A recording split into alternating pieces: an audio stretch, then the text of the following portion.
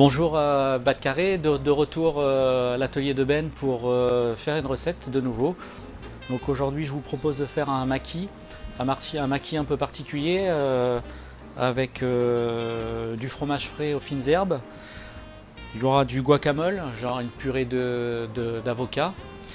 Donc là je vous ai préparé le riz à maquis, quelques rubans de courgettes, des petits pois frais et des tomates confites qu'on a confit nous-mêmes.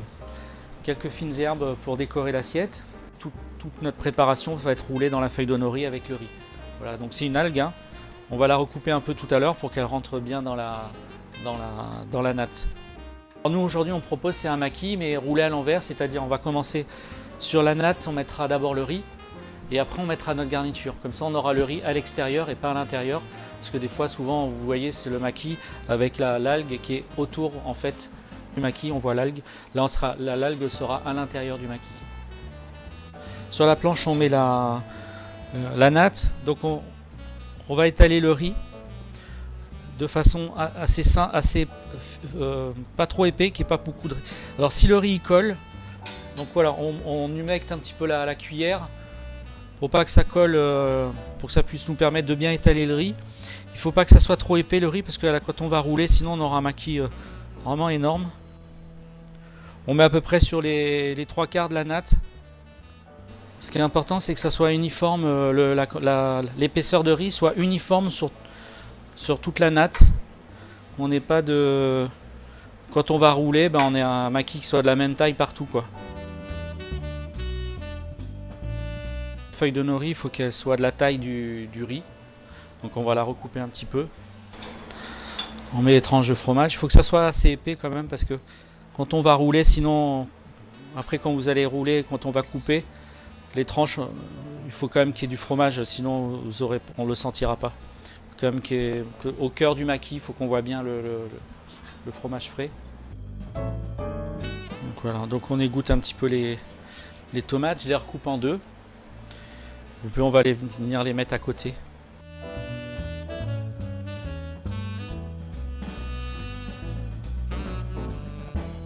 Qu'on va rouler, donc c'est vrai que c'est un petit peu délicat, donc le but c'est de faire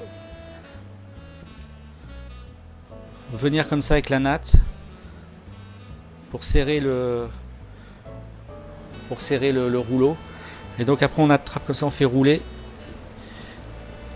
jusqu'au bout et après on retourne la natte dans ce sens là. Donc moi je reviens en arrière, je tiens bien ma natte comme ça, je reviens en arrière, je bloque, ce qui me permet de serrer. Donc après on équilibre le riz de chaque côté, on serre un petit peu et donc on n'a plus qu'à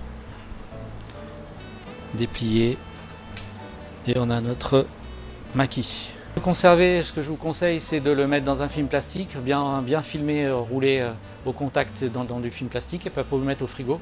Ça se conserve, si vous faites le matin, vous pouvez le conserver pour manger le soir. Ça se conserve pas trop longtemps. Le riz, quand il refroidit et qu'il passe un peu trop de temps au frigo, si vous le gardez 2 jours au frigo, vous verrez, votre riz va devenir en grains et ça sera pas très bon. Donc bon, quand votre maquis, c'est bien s'il a pris 2-3 heures de frigo. Ça, il a eu le temps de quand même se compacter un petit peu, de reposer. Après, tout simplement, on coupe des tranches. Donc moi j'ai vu à peu près 4 tranches pour une assiette, hein. Pour une entrée c'est pas mal.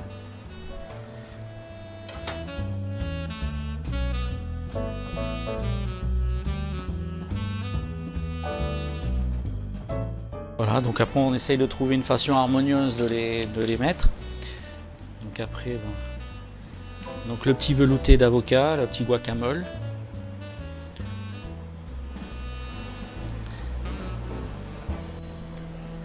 Donc j'ai légèrement assaisonné avec un petit peu d'huile d'olive et courgette. Et donc là on va travailler. Donc c'est comme un puzzle.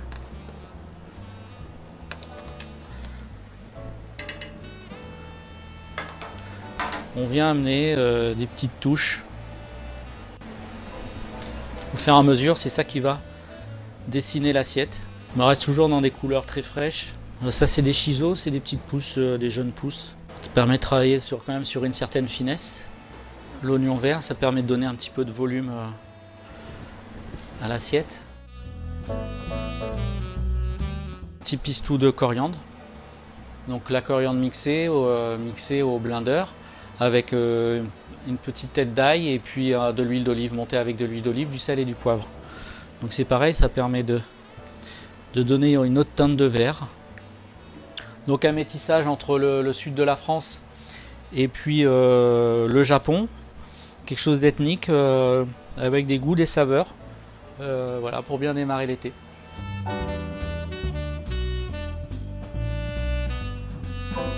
On reste sur une entrée plutôt végétarienne, mais si vous êtes amateur de charcuterie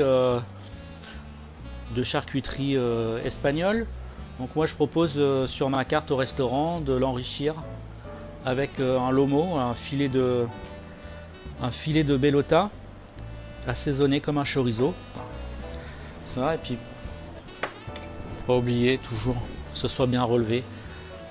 Un petit piment d'Espelette, ça fait pas de mal.